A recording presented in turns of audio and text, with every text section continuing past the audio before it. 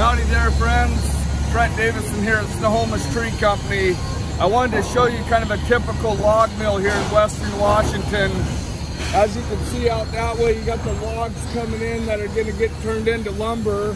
We got this big machine, the loader here, that's moving them onto the sawmill. So in this situation, we're looking at typical native Western Washington trees. You got your fir, you got your cedar, you even got cottonwood that has a small market, not a very valuable market, but nevertheless a market. And then you've got hemlock, which are also doing pretty good right now. So in most situations, tree service situations, there's just not enough quantity of wood to make it worth anything or worth the trouble of trying to get it to the log mill. In most typical situations, we're looking for at least a whole log truck load of wood or more before it's worth bringing in the heavy equipment in the log truck to move it to the mill.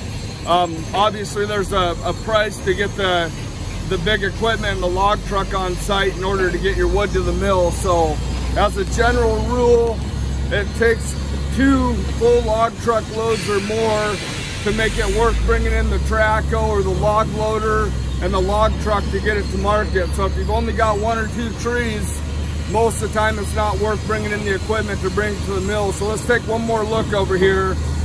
As you can see, if you step over this way and you look down there, you can see the log decks off in the distance if you want to zoom in a little bit. Them logs are coming over and getting put on the big sawmill, and they're going through that sawmill. You can see the log coming down the way there.